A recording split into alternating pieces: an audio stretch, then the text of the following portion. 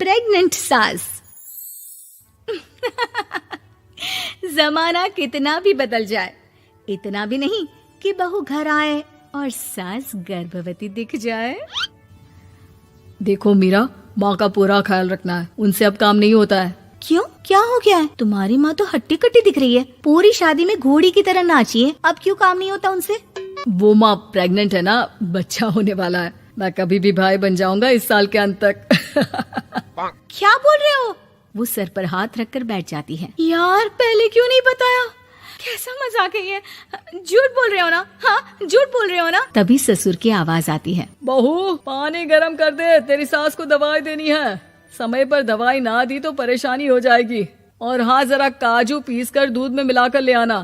तेरी सास खुद से तो अपनी संभाल करेगी नहीं। हे भगवान, ये मैं क्या सुन रही हूँ? ये ससुर जी को क्या हो गया है? मैं क्या सोच कर आई थी? हाय रे, मैं तो किसी को मुंह भी नहीं दिखा पाऊंगी। अब ये रोना धोना बाद में करना, पहले गर्म पानी कर दो, माँ को दवाई देनी होगी।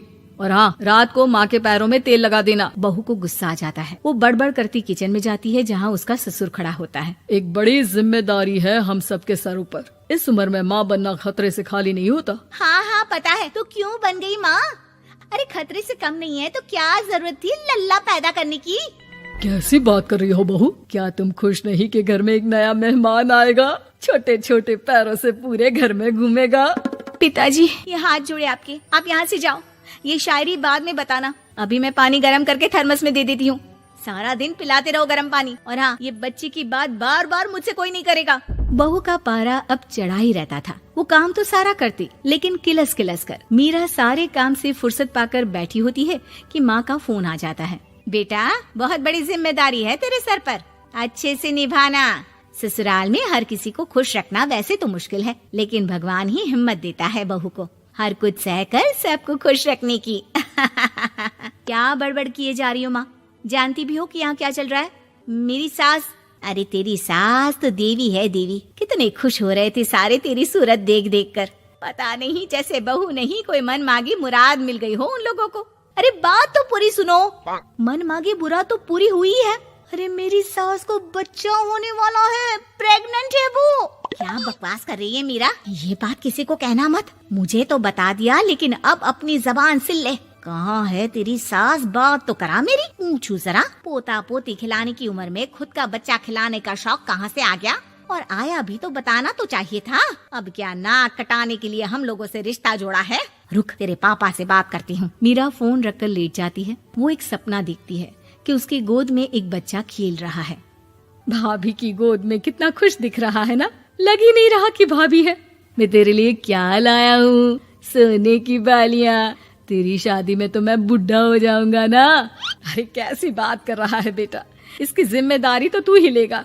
हम लोगों का तो कोई भरोसा नहीं, कब ऊपर वाला उठा ले। बहू को सास को देख देख कर गुस्सा आ रहा था। तभी वहाँ पड़ोसन आ जाती है। अरे बहू, तुझसे तो पूछने से भी डर लगता है कि कब खुशखबरी सुना रही है। अब तो अपनी 1 महीने की ननद की ही जिम्मेदारी संभाल ले, बहुत है। अपने जेवर भी रख देना और पैसे भी जमा करना शुरू कर दे। वो बात आगे बढ़ाती उससे पहले ही बहू जोर से चिल्लाकर उठ जाती है। नहीं नहीं नहीं नहीं, मैं अपने जेवर किसी को नहीं दूंगी। अरे कौन ले रहा है तुम्हारे जेवर? तुम औरतें भी ना सपने में भी जेवर ही संभालती रहती हो। मैंने जो सपना देखा है ना, सुनोगे तो होश उड़ जाएंगे। अच्छा, तुम अपना सपना बाद में बताना, पहले मेरा सुनो। कल मैंने इतना अच्छा सपना देखा, इतना अच्छा सपना देखा कि अगर वो पूरा हो जाता है ना तो मैं तुम्हारे लिए रानी हार बनवा दूंगा। बहू अब सारे गम भूलकर पति का सपना सुनने में लग जाती है। अरे क्या सपना था, बताइए ना। बोलिए भी तो, क्या सपना है? मैं पूरा कर दूंगी अगर बात रानी हार की है तो। बोलिए बोलिए।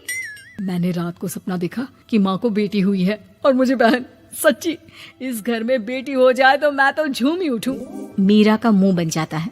वो चुप हो जाती है और सपने की बात याद करती है कि बेटी हुई तो उसे ही अपने गहने उसे देने होंगे। फिर तो रानी हार की जरूरत पड़ेगी ही। भाई लड़की बड़ी होगी, उसकी शादी होगी तो जेवर तो चढ़ाने ही होंगे ना, कहाँ से आएंगे वो? कितने समझदार हो तुम मीरा। मैंने भी यही सोचकर तुम्हारे लिए रानी हार लेने का सोचा था। अरे फूटी किस्मत मेरी जो ऐसा परिवार मिला। मेरे पापा की तो मैं अभी क्लास लगाती हूँ, जो सब जानते हुए भी ऐसे परिवार में मेरी शादी कर दी। बहू पिता को फोन लगाने ही वाली होती है कि ससुर की फिर से आवाज आती है। बहू गरम पानी ले आ जल्दी, थर्मस में खत्म हो गया है। बाद में खबर लेती हूँ मैं पापा की, पहले सास को गर्म पानी दिया हूँ। बहू अभी किचन में काम कर ही रही थी कि मीरा के मम्मी पापा आ जाते हैं। वो हाथ में ढेर सारे फल लेकर आते हैं। मीरा के पिता मीरा के ससुर से कहते हैं, लीजिए भाई साहब, ये फल रखिए, बहन जी को खिला दीजिएगा। वैसे कैसी है उनकी तबीयत? बस पता तो है आपको, ऐसे वक्त में जो होता है बस वही सब। मुझे तो सुनकर बहुत गुस्सा आया था, लेकिन चलिए, भाग्य में जो है लिखा उसे कौन टाल सकता है। डॉक्टर को दिखाए? हाँ, बस डॉक्टर आने ही वाला है। अच्छा हुआ आप लोग भी आ गए। उतने में एक सुंदर सी लेडी डॉक्टर आती है। पेशेंट कौन है आप? अरे नहीं जी, मैं तो बहू हूँ इस घर की। मैं तो अभी सोच भी नहीं सकती पोता या पोती के बारे में। अभी तो मेरी सास ही। अरे चुप हो जाना, देख तो ले, डॉक्टर है ये, किसी के भी सामने गुस्सा फोड़ देती है। डॉक्टर कमरे में जाती है और थोड़ी देर बाद बाहर आ जाती है। पीछे से सास भी निकल आती है। हे भगवान, इतना दुख तो किसी को भी ना दे जितना मुझे दिया है। देखिए बहन जी, आप लोगों को तो ये सोचना भी नहीं चाहिए था। वही तो मैं भी कह रही थी कि आप लोगों के लिए तो सोचना भी गुनाह है, लेकिन अब पछताए होत क्या जब चिड़िया चुग गई खेत। डॉक्टर वहाँ से चली जाती है। मैं माँ नहीं बन सकती, मैं प्रेग्नेंट भी नहीं हूँ। ये कैसे?